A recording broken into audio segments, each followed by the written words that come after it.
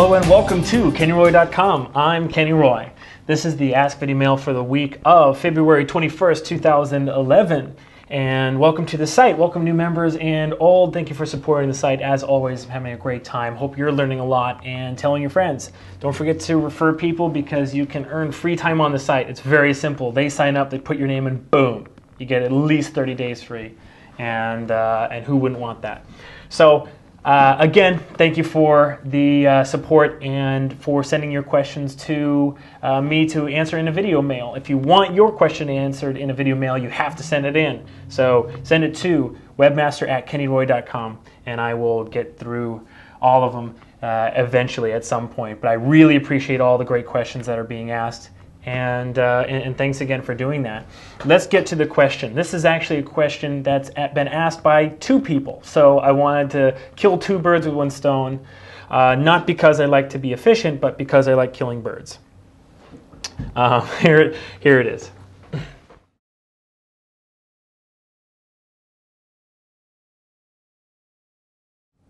So texture is a huge issue in animation. What is texture? Let's first define that. To me, texture is how all of the minute details combine together in a scene to make it feel organic and not computer generated and not perfect, but a little bit imperfect, a little bit dirty. And that's actually how it was asked in the question. Was how do you dirty up your scene? How do you add this texture stuff? Well, there's a simple way to do it. The one way to do it is to basically work in a way that's nice and loose and where you're not concerning yourself with making everything absolutely perfect. The result of that will be something that is very textural. Whether it's exactly what you want, that will remain to be seen. But that's not actually the way that I like to add texture, because I think that there is a big difference in the workflow way of adding performance texture and adding non-performance texture. All right, so let me define those two things. If you want to check this out or you want a little bit more information about what I'm talking about, definitely check out and download the workflow lecture that is in the store right now. But anyway, back to what we were talking about. Performance-based texture normally comes very easily from our secondary actions. So someone is doing something right here, and this small little motion really adds a nice textural element to a scene where someone is basically just turning and then like settling. So if they're like clicky, clicky, clicky, clicky, clicky, clicky, and they sit, you have your small and your quick, and you have your broad and your slow, right? Those two different things combine together to make a very textural experience watching it. Your performance texture has a lot to do with what you are having the character actually do and if it contributes to your performance choice. So another way would be, even if they're not doing something, a little gesture that actually is a different size and a different timing than the rest of the big broad gesture, because it's very, very hard to make this textural. Okay, you wouldn't want to just like dirty up these keys and make this, you know, some big deal, right? So a very slow, broad gesture, you're not going to be able to make that textural.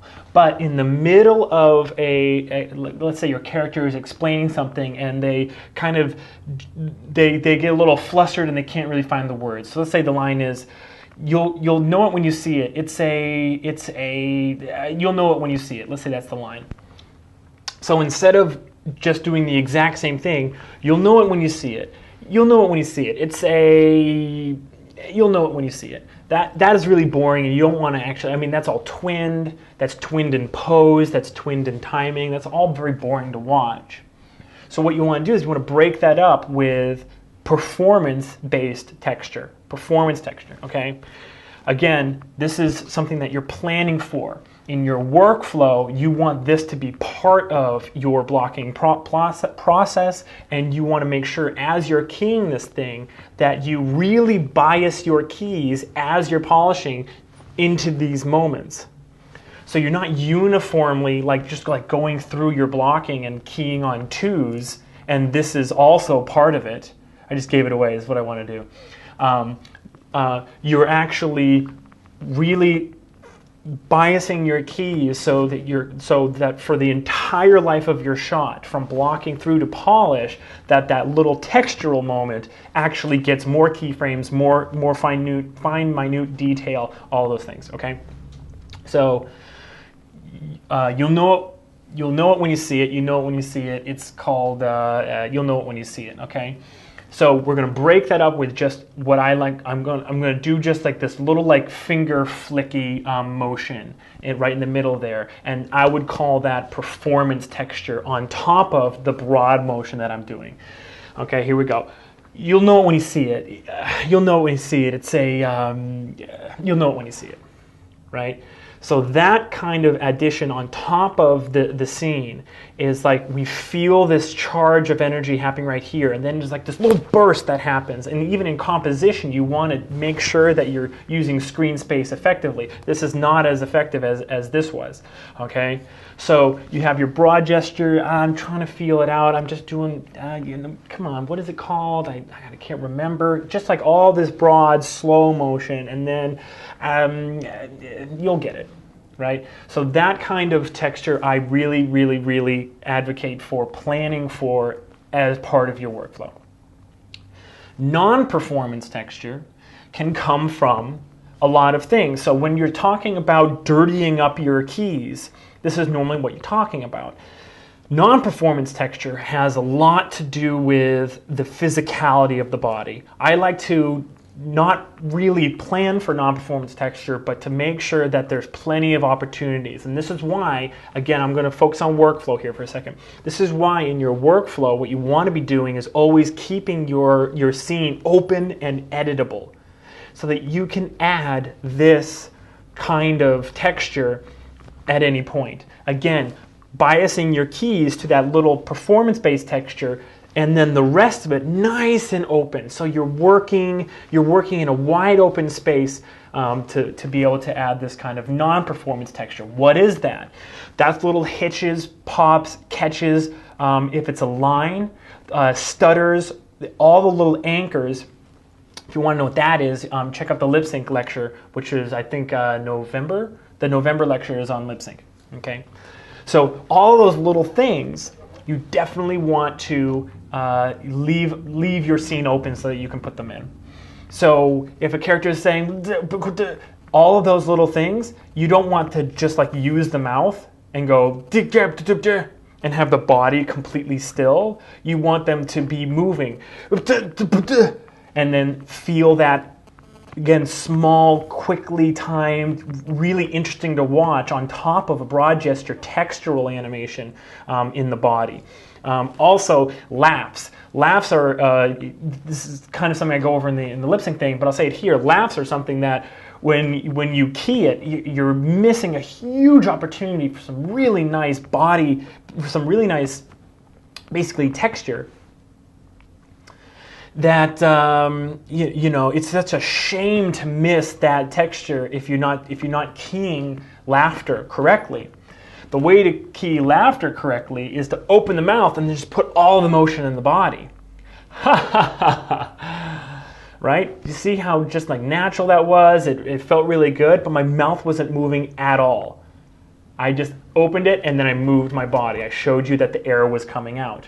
Okay, physicality, that includes air. So if you have to force the air out, put that hit in the body. Oh man! Not just, oh man, oh man. Really feel it in the body, okay? What I always see laughter keyed ha ha ha ha. That looks so stupid, right? So again, don't miss especially in lip sync, there's a lot of anchors that you can put textural, tiny little nuances into the body that break from that slow, smooth, broad gesture, okay? And then things like breaths. Breaths are totally non-performance texture that you can totally put in. People need to breathe. It looks so nice when you have a character prepare to jump or something like that, and they just take a little breath. Even the smallest little, just like quick inflation, just a little bit of rotation in their chest, just even the tiniest bit, totally noticeable to the human eye, totally noticeable. But then again, underneath basically what's going on, it feels real. It feels dirty and organic and natural. Okay. So what you'll want to do is you'll want to, when you're keying a scene, you're going to want to just have these in your arsenal, have these in your bag of tricks, and be ready to pull them at any moment.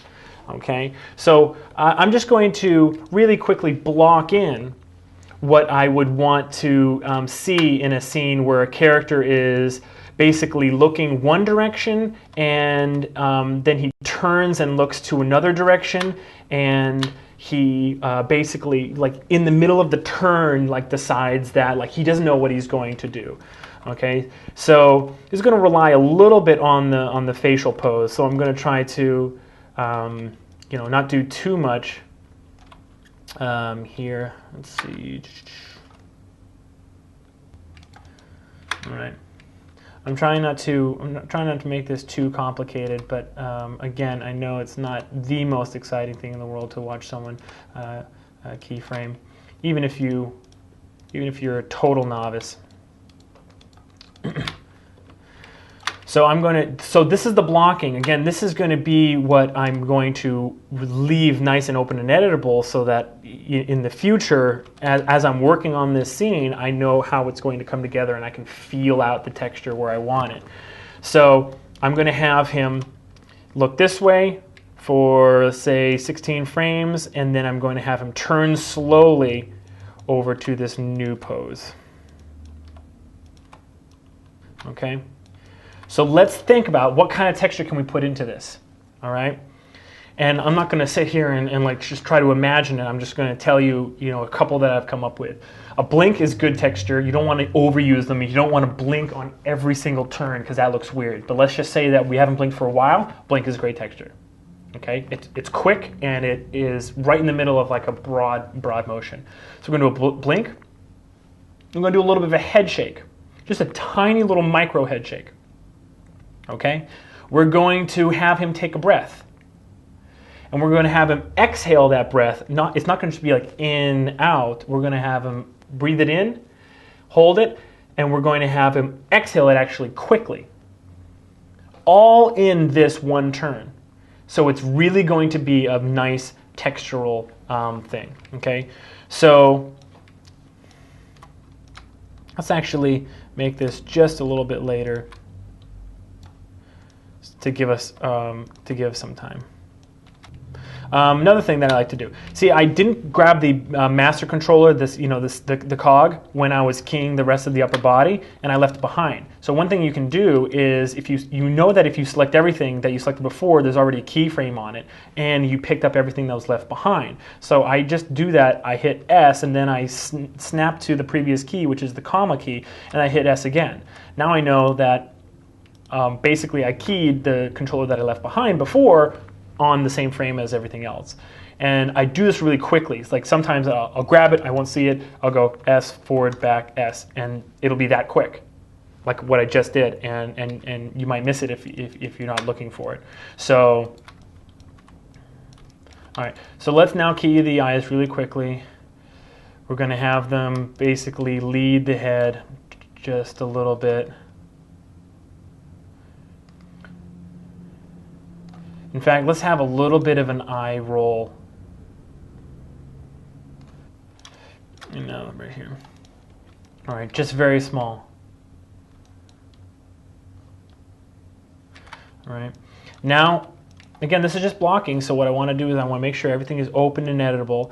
So I'm going to have him start to actually take his breath, and his breath is going to inhale over like, whatever you call 10 frames. What was this? 9 frames.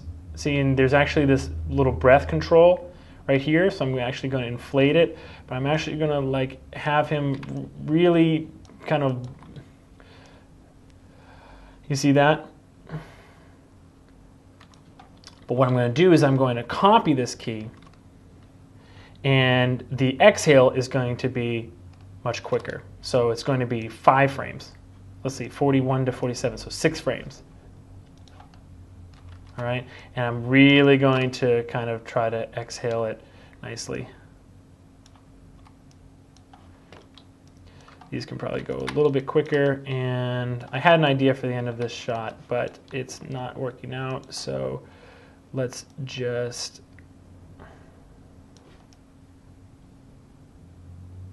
Okay, so again, here we go. All right, so that is too quick. Let's have it inhale even quicker, even slower, so that we still keep that contrast. So this is still exhaling a lot quicker, but it's just not as quick, but we still have the contrast between the inhale and the exhale.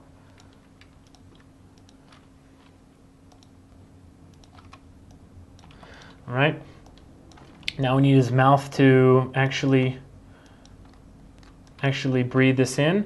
His mouth is going to open up just before he starts inhaling. And then it's actually, we're going to hold it just slightly open. And then we're going to open it a little bit more on the exhale.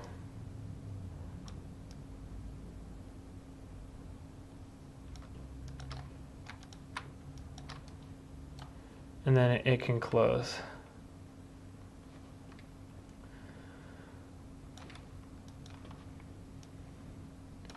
All right, now let's do the head. The head is tilting up, and I wanted that little bit of shake, just a tiny little bit of shake. Okay, so all just blocking in, and I'm working very straightforward right now. Straight ahead instead of pose to pose. Okay, so here we go.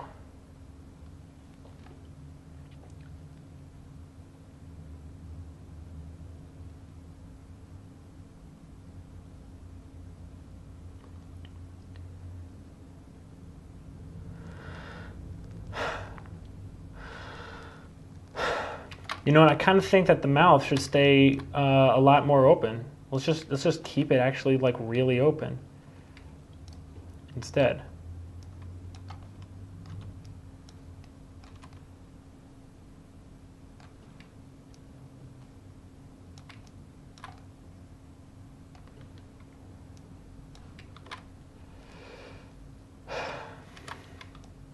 And we can actually, if we can actually go narrow wide on this. And then on the breath out, really kind of go right here. All right, so again, keyed very straightforward, very straight ahead actually rather, but already we can see how textural this animation is starting to become. It's no longer just, you know, head turn and body turn, this broad thing. I immediately picked out. I also said a blink, didn't I? All right, so let's put a blink in here.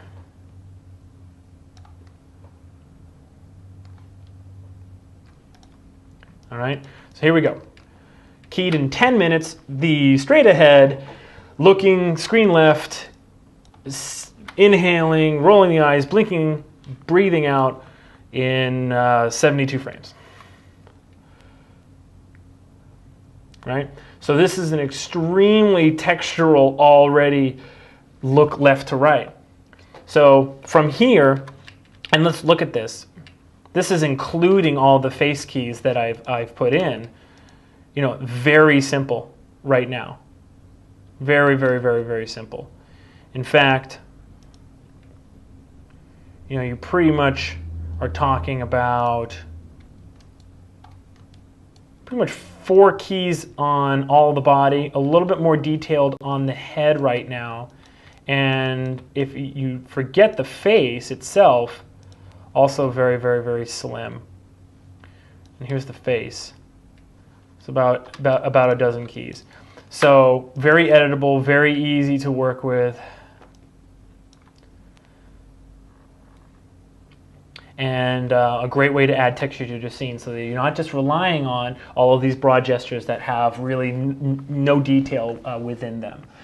But don't just go through your scene and dirty your keys. It's not good to go through and just like add stuff here and there that is going to make the motion just not smooth, because that's arbitrary. That's not really how it works in nature either, right? So thank you for the question. Really good question, you guys, and I hope that you take a look at the workflow lecture and maybe even the lip sync lecture for some tips on how to find the anchors in a piece of dialogue that you can really stick the dialogue to, and it has a lot to do with texture. And I will give you guys this scene file so you can play around with it. There's very little in there, but it's a good start for you if you want to take a look on how to pepper in that texture on your scene files, okay?